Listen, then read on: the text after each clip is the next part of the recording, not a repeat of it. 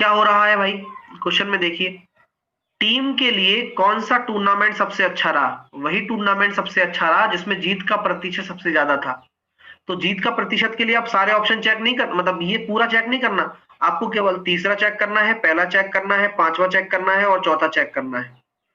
तो भाई 5/8 बढ़िया, 5/7 ये इससे ज्यादा है तीसरा, 6/9 और 4/6, तो ये 66% आ रहा है।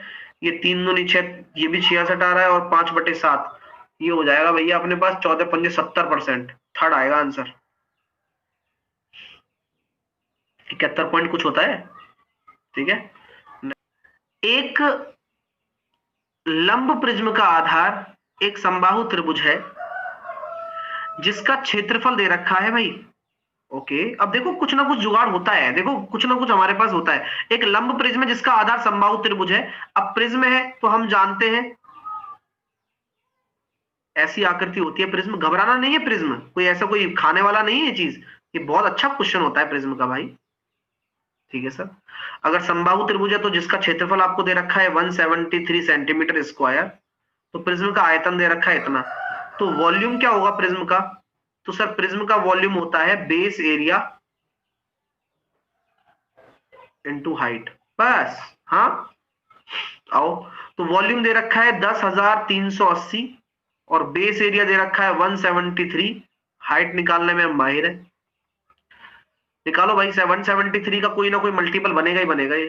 तो मैंने देखा 17×6 की 102, 6 बार जाएगा सर, 60 आ गया हाइट, h बराबर आ गया 60। चलिए, अब बोला गया है प्रिज्म का वक्र पृष्ठीय क्षेत्रफल, तो आप मुझे बताओ वक्र पृष्ठ क्या होता है? आप खुद फील करो यार, मैं आपके ऊपर छोड़ता हूं, अब तुम्हारे हवाले बतन साथी हो। ये तो हाइट निकल कर आ गई, मतलब मैं ये चाहता हूं कि मेरा बच्चा है ना खुद फील करे क्वेश्चन, रटना ना पड़े उसको।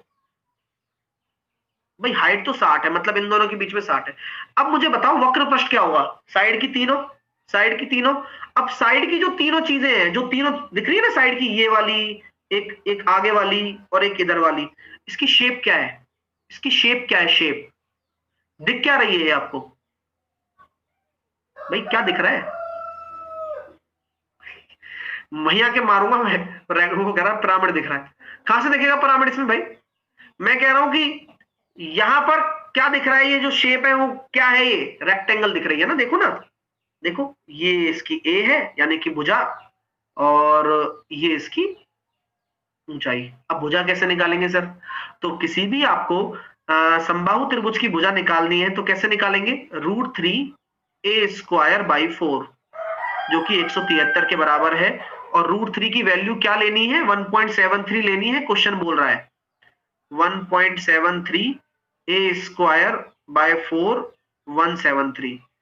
तो 2 जीरो यहां पर बढ़ा दी, 173 से काट दिया तो a बराबर आ गया 20। तो आपका एरिया कितना हो जाएगा डियर? आप ऐसे भी कर सकते हो, perimeter 3a into height, 3 rectangle के एरिया। ये रेक्टेंगल का एरिया है लंबाई इंटू चौड़ाई, और 3 है, 1 2 3, 3। तो आंसर कितना हो गया? 3600। आंकड़े की माध्यिका निकालिए सर, ठीक है। अरेंज है क्या? अरेंज लग रहा है मेरे को तो पहले से ही। तो माध्यिका के लिए पहले टर्म्स गिनिए, 1 2 3 4 5 6 7 8 9 10। तो 10 है तो पांचवा और छठवां, तो 1 2 3 4 5 और 6, 8 ही आ जाएगा। सिमेट्री क्वेश्चन है, आपको मैंने पहले भी बता रखा है, मैंने ये फाउंडेशन में भी बताया था कि भाई 3 से गुणा कर लिया जाता है।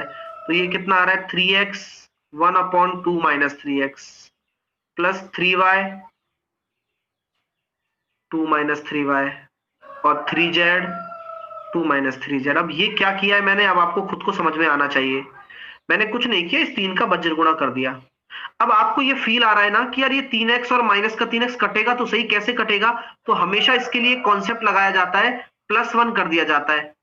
तो सर हमेशा होगा कि ये प्रोसेस में? हाँ, तो 1 + 1 इसके लिए, प्लस 1 + 1 y वाले के लिए, क्योंकि सिमेट्रिक अवतार है ना, तो आप सिमेट्रिक अवतार ले लो बस हमेशा।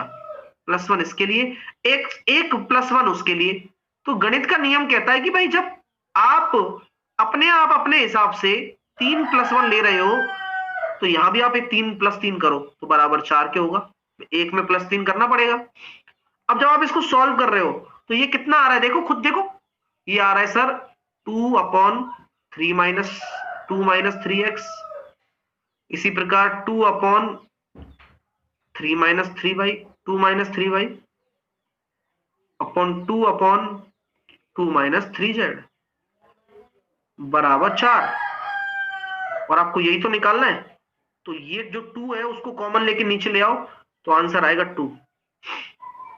3,000 रुपए अंकित मूल्य वाले खिलौने को 25% की छूट पर बेचा जाता है और 150 रुपए क्रय मूल्य वाली रिंग भी मुफ्त में दी जाती है, फिर भी 20% का लाभ कमाता है। अच्छा क्वेश्चन है ये, मैं सारा रिवीजन भी करवा रहा हूं, आपको पता भी नहीं चलेगा लेकिन मैं करवा दूंगा, चिंता ना करो।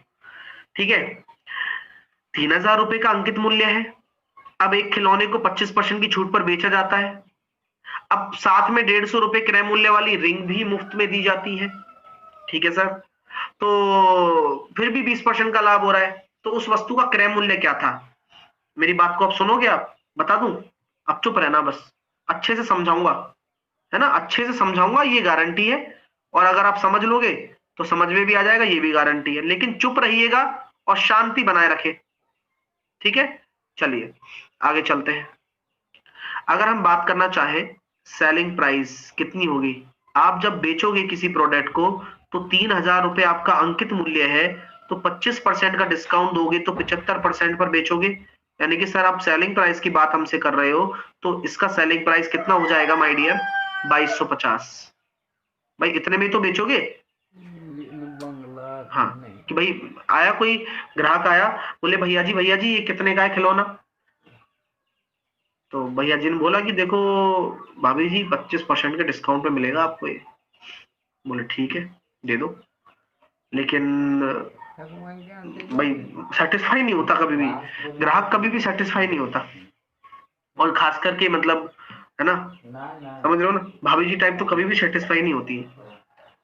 बोले अच्छा, तो बोले कि ये क्या है भैया, ऐसे मतलब सामान खरीद लेंगे, डील वील हो जाएगी सारी, उसके बाद कोई प्रोडक्ट होगा ना ऐसे, ये क्या है भैया?